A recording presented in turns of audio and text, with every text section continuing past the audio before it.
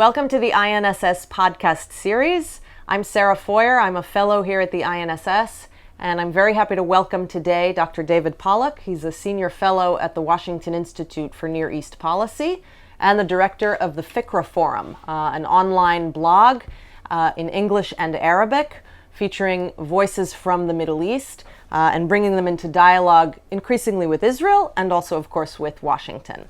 David, thank you very much for being with us today. Sure. So the motivation for our conversation, I should tell our listeners, is a new edition of Strategic Assessment that has just been published, the INSS flagship journal.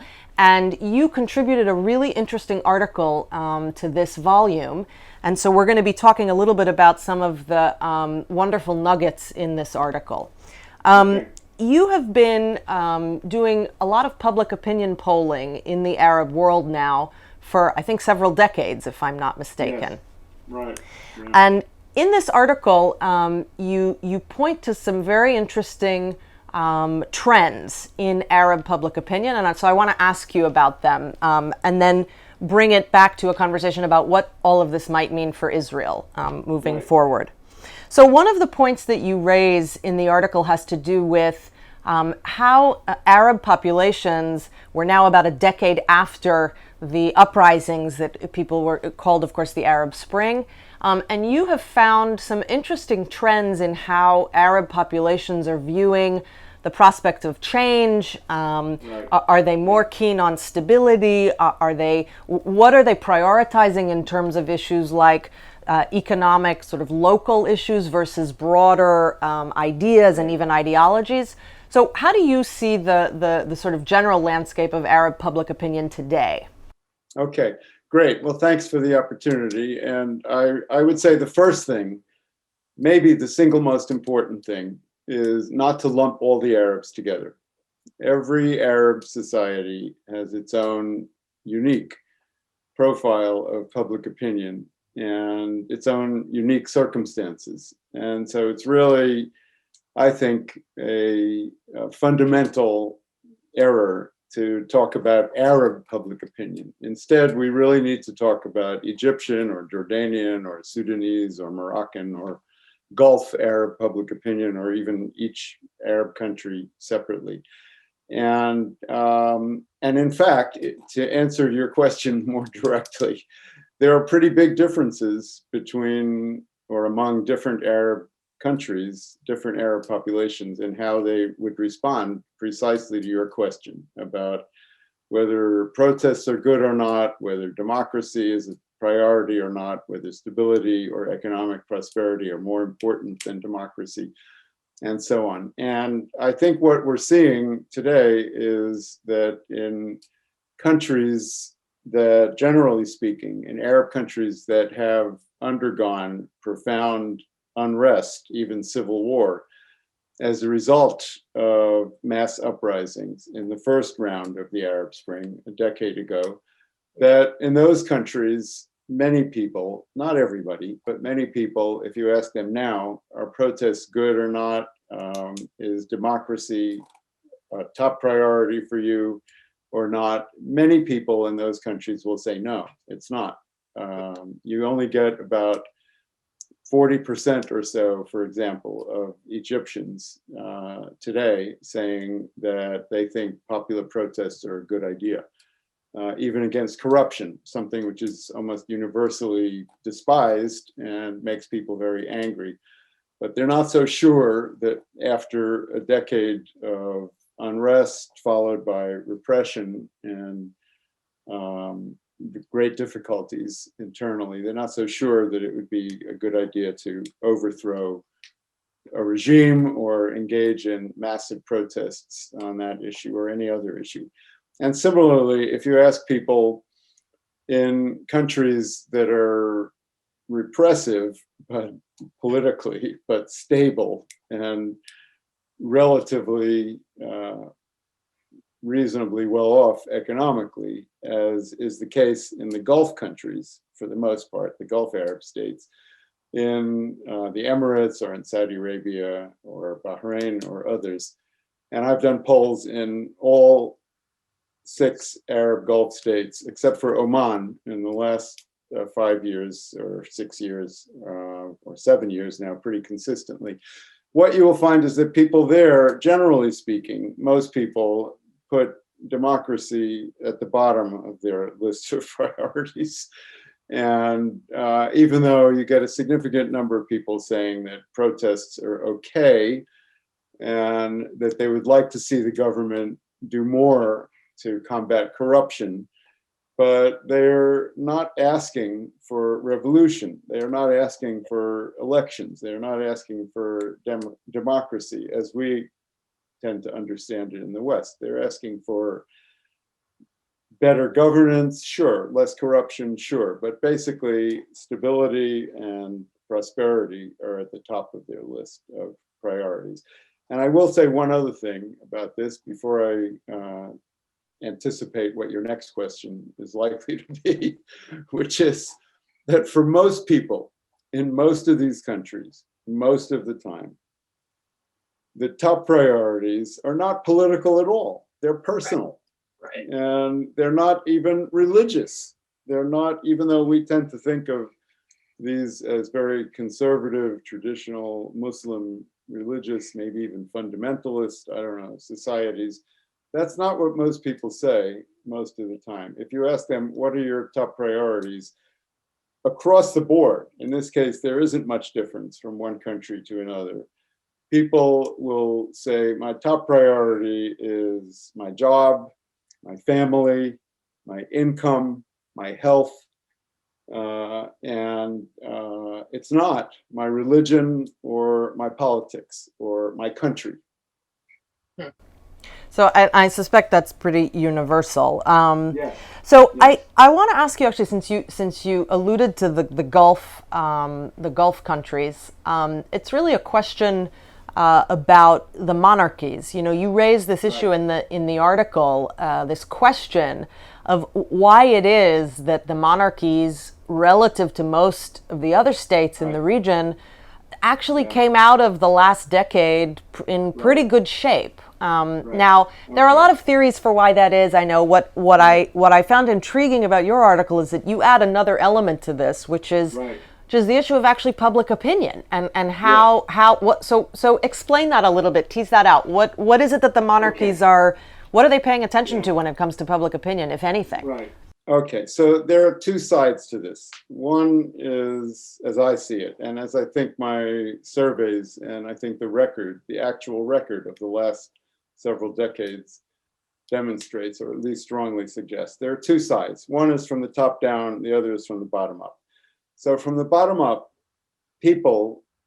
ordinary people in many of these countries do have a certain amount of respect or even affection for the monarchy and for the monarch.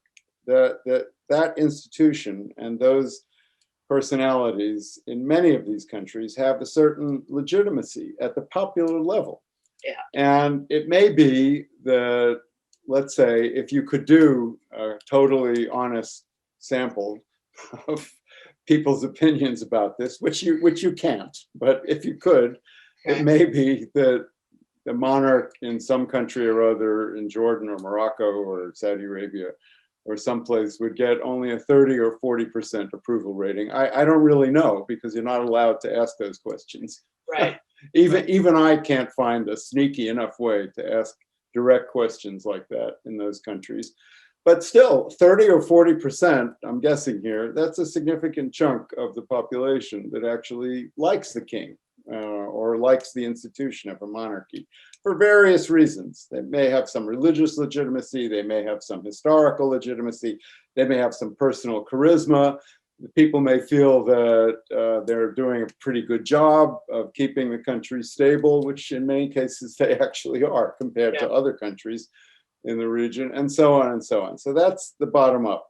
Okay, now from the top down, and this is what's maybe more surprising, the fact is that in many of these Arab monarchies, the palace itself, and I mean here the king personally and his most senior entourage, actually pay attention to public opinion.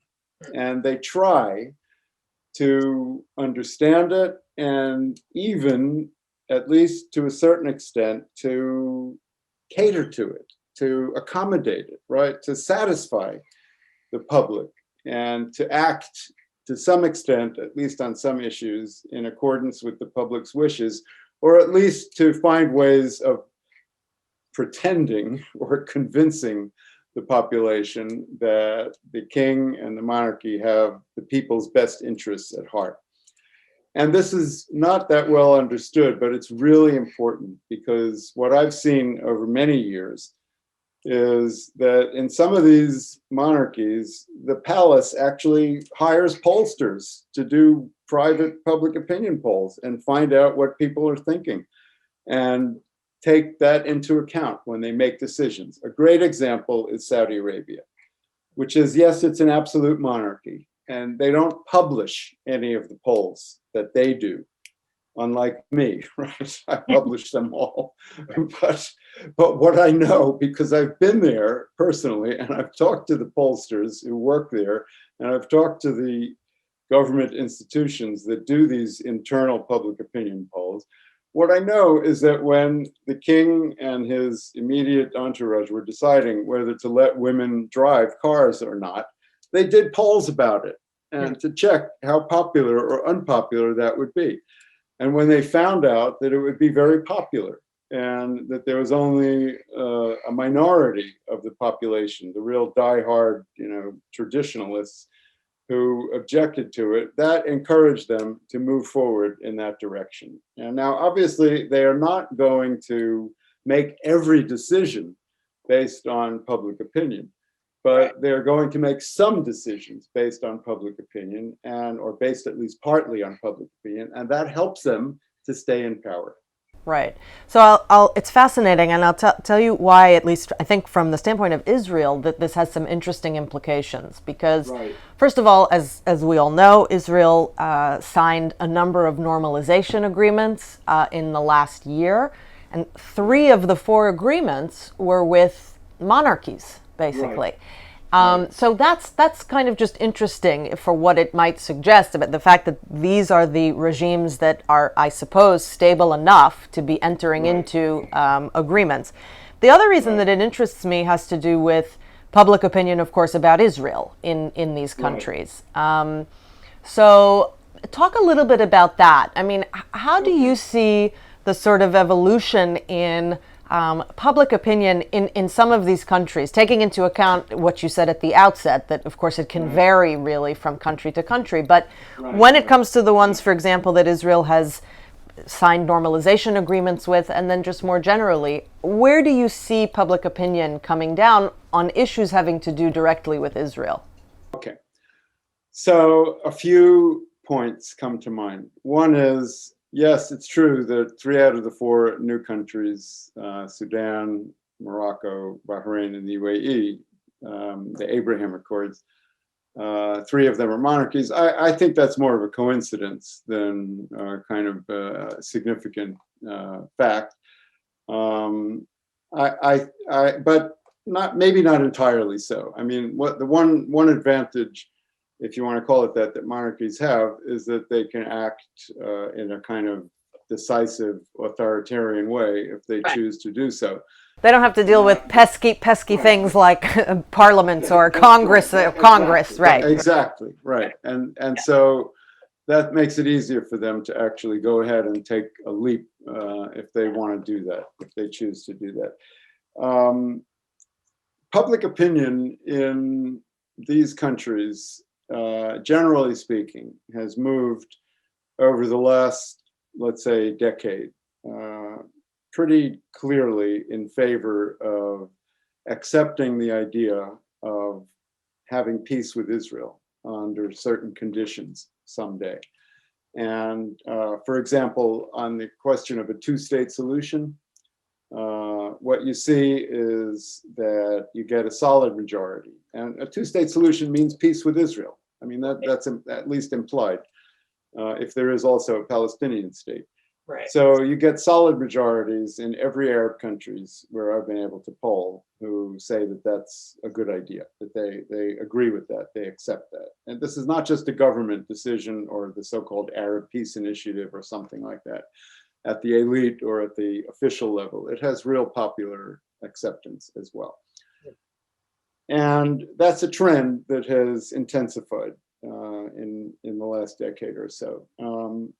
Secondly, you even get more and more people in many of these countries, particularly in the Gulf Arab states, who say that it would be okay to have relations with Israel or peace with Israel, or it would be okay for some Arab governments, maybe not my government, but some Arab governments, to have relations with Israel, even without a two-state solution, even before a two-state solution, right? Even without getting anything for the Palestinians. And depending on which poll you look at and when and in which country, you find really surprisingly high, maybe 60% acceptance of that idea in some of these Arab states, as I said, particularly in the Gulf, including in Saudi Arabia, to be very specific. And another thing to say about it is that what we can see is, and what I was able to see in my last series of polls, is that public opinion can change pretty quickly. It's pretty fluid or malleable, right? You can affect it from the top, or circumstances can change it pretty quickly. So I did some polls, for example, in the UAE in June, and so this was, of course, this was before the Abraham Accords were signed, right? Okay. Some polls, and I did some polls there in June, and then in 2020, right? And then I did some follow-up polls in November after the Abraham Accords. And what I found was that support in principle for the idea of someday having Arab-Israeli peace, that hadn't changed very much. That was pretty stable at around, something in the 40% range, something like that. Not a clear majority, but, pretty good, I would say. But what had changed by a remarkable, and I believe that these polls are really credible, by over 30 points in an upward direction, was the idea that it was okay on a personal level to have business or sports or other contacts with Israelis. Just between June and September of last year, in other words, before and after the official Abraham Accords were announced to the public, that number in the UAE jumped from only around 10% to something over 40% approval. Amazing. It's as if they, That public opinion in these countries, at least, or many of them, much of the time, works both ways. Again, it's both bottom up and top down. I want to say one last thing about this, if I have another 30 seconds of your time, which is that the exception to all of this, unfortunately, is Palestinian public opinion. And what we see there in the last decade is a steady decline in the percentage of the Palestinian public in both the West Bank and Gaza, and in East Jerusalem as well, who support a two-state solution and who support the idea of ultimate peace with Israel. So what you have today, at least, and again, it can change, and it has gone up and down in the past, and it probably will someday in the future. But for now, what you see is that many more Arabs in the surrounding region, a much higher percentage, are in principle supportive of the idea of peace with Israel and a two-state solution and everything that goes with it, than is the case among Israel's closest neighbors, closest Arab neighbors, the Palestinians themselves. Which I think at the very least is going to present some implications, if not challenges, for this idea that getting Arab countries in the sort of periphery, shall we say, on board is going to have the effect that maybe the architects of some of these agreements had in mind in bringing the Palestinians and Israelis eventually closer together. But I'm going to have to leave it there for now. And thank you so much, David, for chatting with us. And I will just sort of tell our listeners that there is a lot more in this article. So I highly recommend going on our website, the INSS website, looking for the latest edition of Strategic Assessment and checking out David Pollock's article therein. There are a lot of other articles as well. Thank you so much for being with us, David. My great pleasure. Thank you for having me. Take care. Bye. You bet.